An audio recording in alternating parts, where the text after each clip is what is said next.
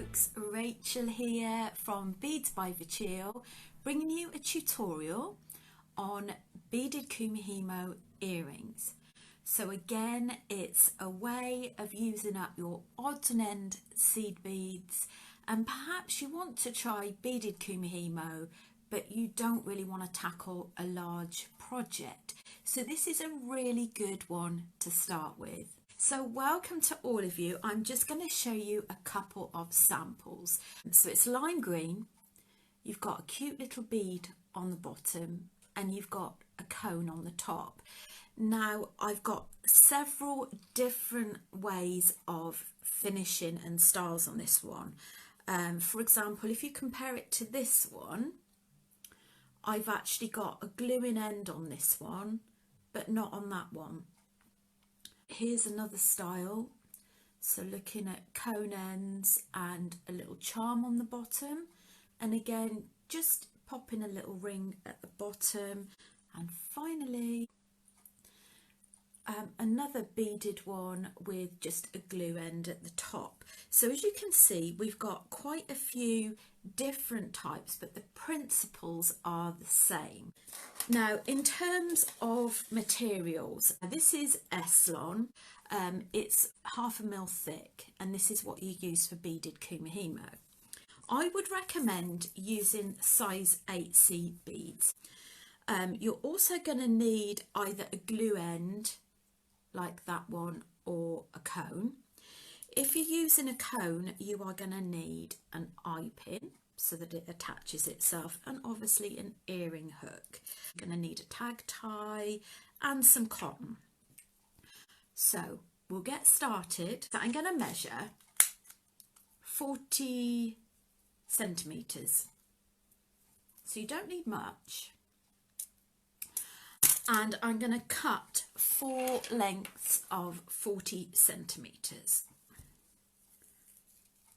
One, and this is of the Eslon cord. So we've got 4 lengths of 40 centimeters. I'm going to bring the ends together, find the middle point. Now I use these tag ties. They do brilliant purpose. So they're like the old sandwich tag ties. They've got a bit of metal, but you can always use a bit of wire or wool. The idea is that you're just going to bind them together. Now here's my top tip. Now when you've used the satin cord, what it will do, it will stretch the in-between parts. So when you're using your Eslon cord, potentially it'll fall through. So if you're using a brand new board and you haven't used it much, you'll probably be fine. You've got 4 dots on the KUMIHIMO board. You want to position your threads at those dots. I'm going to pop this in the middle, and I'm going to grab it with my 2 fingers at the back. Now you need this really tight in the middle, because otherwise it just glides straight out. So I am going to start at the top, and I'm going to put 1 thread there. If you can, try and find its partner, its other half, and put it at a diagonal the other side.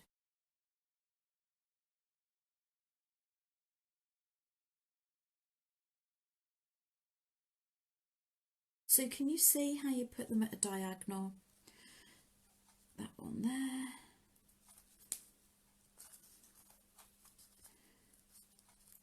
But you can also see how nice and tight. This is a brand new board, because all of my boards are so well used.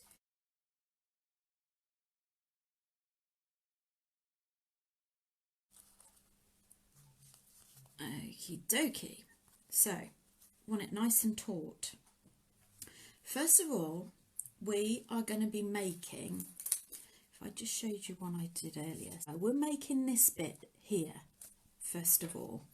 The bit that goes inside the bead cap or the glue end comprises of the 3 moves. Now it's not always easy for you when it's upside down. Top right to bottom right, bottom left to top left. You're going to 1/4 turn to your left, otherwise anti-clockwise. top right to bottom right, bottom left to top left, quarter turn. You want to keep those nice and tight. Now I know some of you that do regular KUMIHIMO, you may decide that you like a weight on it. I personally don't use a weight for the projects that I do.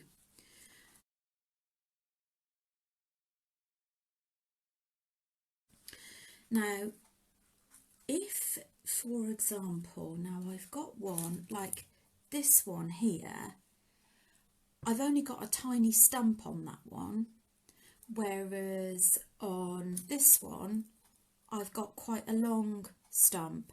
So it's really down to you as to how much you actually do at the end. Okay, top right to bottom right, bottom left to top left. I'm just going to do a little bit more and then we shall start introducing the seed beads.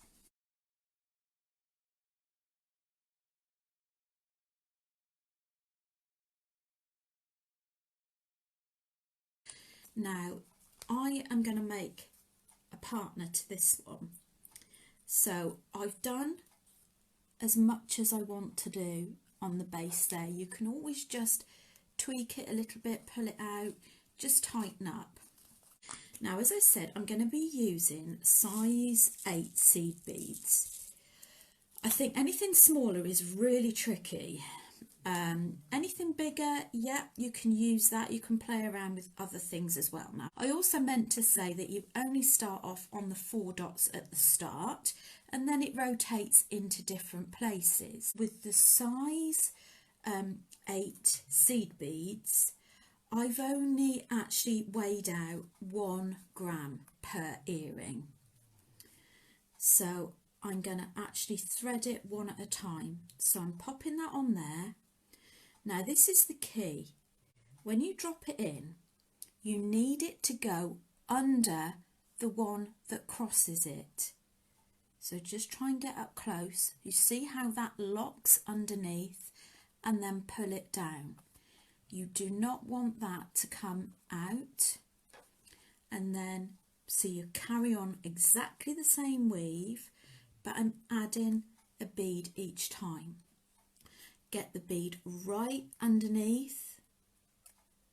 Can you see how that just locks in underneath there? So the bead is locking underneath this thread that runs across. You don't want it too tight or too slack, so you continue. So I'm just going to talk you through a little bit and then we're going to switch to another one.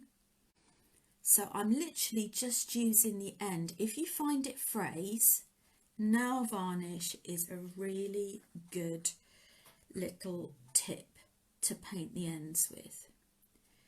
You see, that is going, hook it underneath that thread there.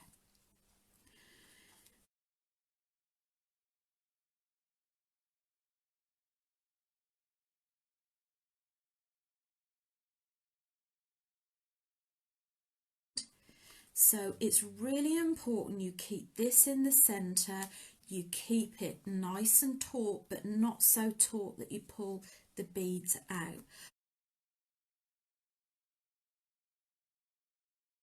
So that's going under there. So we're doing exactly the same weaves. Now I'm going to turn it over so that you can see, but I'm just going to carry on for a bit longer.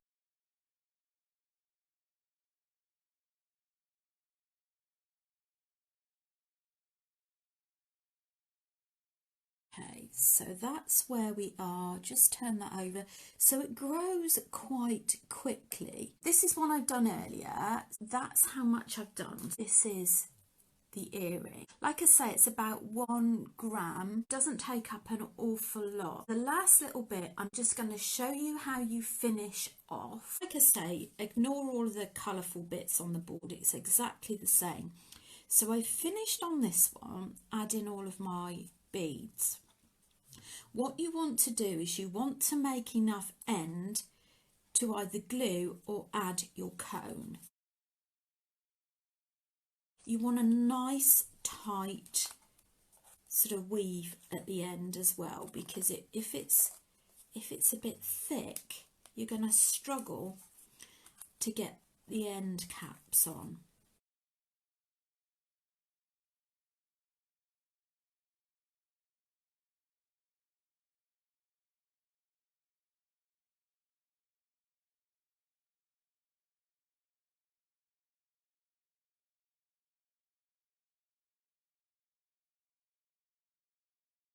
Okay, so I think that's enough.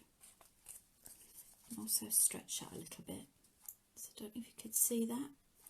Now, as we did before with the plain KUMIHIMO, you run your fingers over the top. So those are the higher threads. I want the opposite lower threads, diagonals, and I'm going to tie that in a knot, like so. And then I'm going to take it off the board. So here's what we've got so far. This tag tie, so this is going to be your bottom part. You take your tag tie out and that should stay intact. Now if you want to make the hole a little bit easier to get your jump ring in, you can just push some pliers through there. So obviously you can do it with a head pin as well. If you're not sure about using head pins and you want a demo on that at some point, pop me a note in the comments and I'll be sure to do a demo on that. So I'm just hooking all of those in. So that's got that on. Flower charm. And it's just like a rocking action, opening and closing. These are open jump rings. So that's our bottom part sorted. Now for the top bit, we're going to bind it. So for that, you're going to need some thread. Cotton's absolutely fine. What I tend to do is bring both ends together and form a loop one side, go underneath, bring the ends together and pop them through that loop. And I find that easier to get an anchor point at the start. And then position that where you want it. Okay, I'm going to pull that. I'm going to wrap it round, so I'm going to keep one tight. I'm going to wrap 1, 2, 3, 4, 5 should be enough.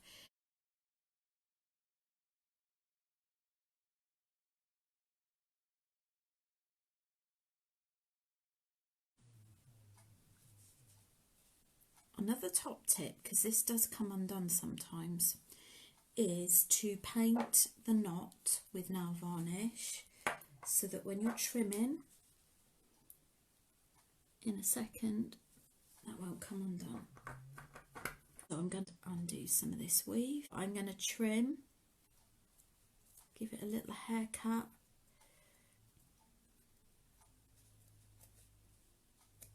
You don't want much excess on here, so that's what we've got. If you were doing a glue end, so E6000, a bit of wire or something like that, and put E6000 in the inside and then push that on there like so. Okay, and you do the same the other end as well. There we go. So that's how you'd apply the glue end, and then you'd open up your earring and hook that on. Now on the one we've got, I've got a cone end.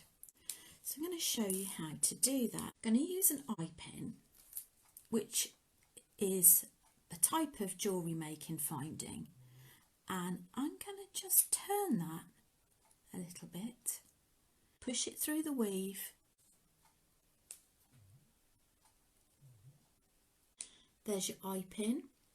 I've pulled the eye pin up so that it sits flat, that's the other side of the eye pin, and now I'm going to pop that in that cone end.